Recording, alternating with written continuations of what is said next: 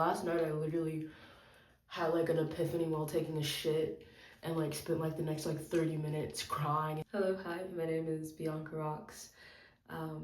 Get ready with me to go to bed. Well, we have like a little chat. This is my face wash and I will be scrubbing my face with it. Yay! The day that I launched my Discord server was probably like one of the most recent pivotal moments. Don't even get me started on last night. Like last night I literally had like an epiphany while taking a shit and like spent like the next like 30 minutes crying in like awe and amazement. I've been working on a brand, I guess you would call it. I don't really know what to call it. For quite some time now. When I launched my Discord server, it was like a moment of like awe, you know? Like it was, I kept getting signs and I kept getting like, just do it, just fucking go for it. Just, you know, everything's gonna be cool. Like you're good, you got this. You'll never know unless you do it. You know what I mean? And I caved one day and literally just ended up fucking making the Discord server all in one day. And it was a very, very fun process. I really enjoyed it. I think I did it in like 2 days. I really enjoyed making the Discord server, but it took me like forever to get to that point. And I know for a fact, like if I would have opened my Discord server, like when I really like had the idea, you know, it would not be on its way to be what it is now. Like it would have been a project that I would have forgotten and I would have abandoned because I was just not ready to do that at the point in my life that I was at. And as much as I want to be like, no dude, like I would have been able to handle it, I would have been able to make it all that I desired it to be, it's cap. It's so cap. I so deeply desired that overnight change. Like, you know those videos where it's like, change your life around in 30 days, or, you know, follow my like 3-month course and become a completely different person. I was so like sucked into the idea of being able to completely shift my life around in 30 days that I would consistently overwhelm myself with the reality that I wanted as opposed to the reality that I currently have.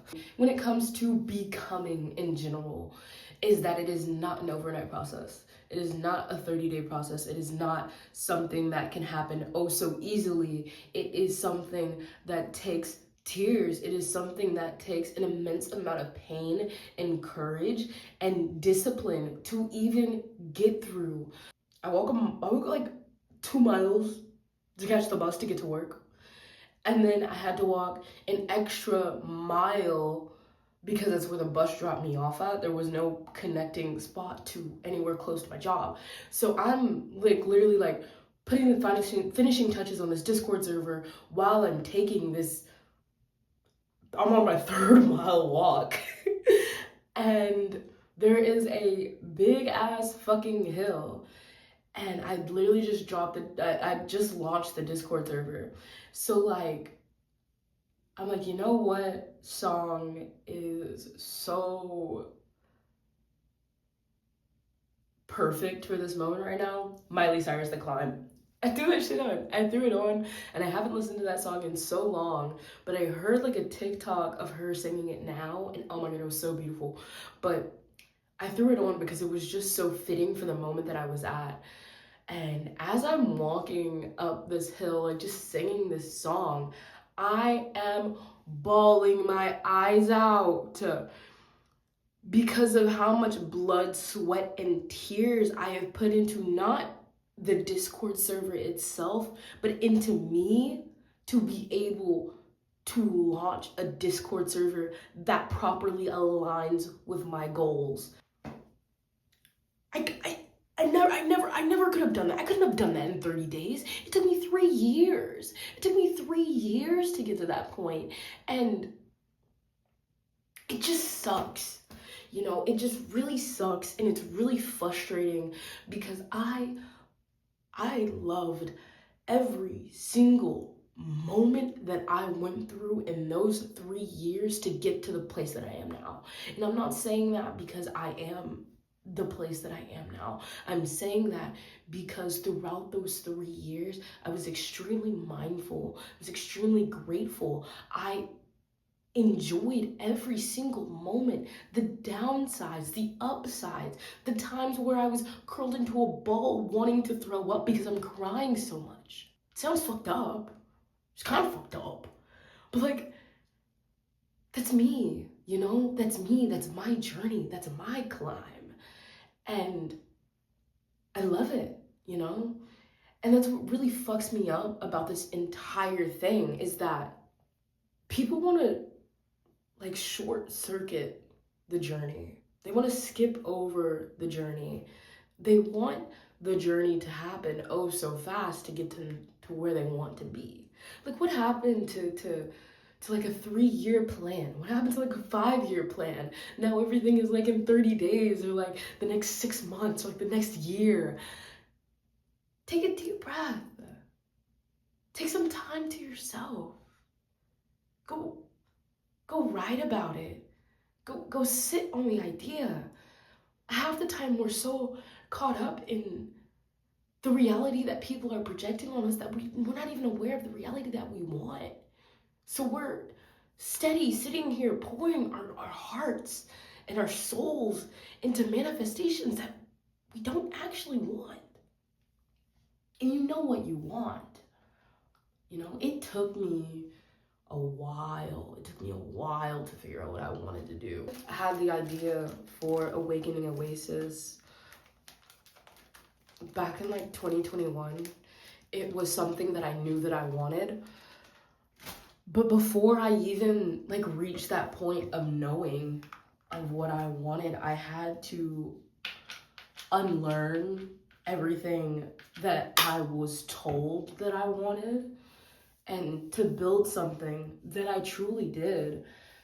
And in order for me to do that, I had to really like get to know myself. And I'm saying like ask myself like shit that I never really wanted to, you know, confront ideas and realities that I never felt comfortable doing. When it comes to like heavy feelings and things, like it's really hard for us to confront them or like say that like you have a thought and it's just so bad, you know, you don't want to admit it. That's what you have to do, you know, that's what you have to do in order to get somewhere. It's like, so for example, say like you have like a really good job, you know, and everyone's like, oh, you have the best job ever, like don't you love your job? And like you're just like, haha, yeah, like I love my job, I get paid well, you know, but it's not hitting like that. You know that something's missing, you know that's not really what you want, but you attempt to convince yourself otherwise because all of these people, you know, are convincing you that like, yeah, you know, you have the best job ever. It takes you admitting to yourself that you don't like your job in order to really know that. And it may not even be the fact that you may not like your job. It may be the fact that you don't like your coworkers.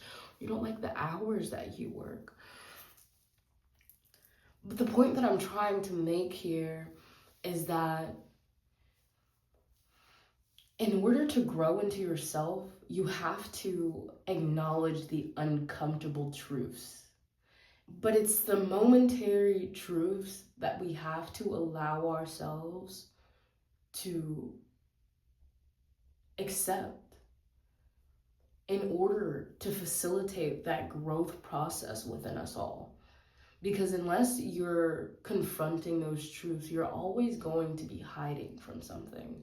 You're always going to be attempting to reassure yourself of something that you're not even sure of. I was thinking to myself today. I was thinking aloud, and the thought that came to mind was unconditional love is accepting things as they are at the current moment in time. And it had me thinking, how does that relate to self and the love that we have for ourselves? A lot of the times what causes people to be so displeased with where they are in life is the lack of unconditional love, the lack of acceptance. People apply parameters to how much they are able to love themselves. It's like, I will love myself if I go to the gym today, you know? It's like, I will love myself after I end up saving up X amount of money. We put these conditions on ourselves, and it's something that you're taught, you know? Cheese. Conditional love is taught. And my situation, I guess you could say, it was I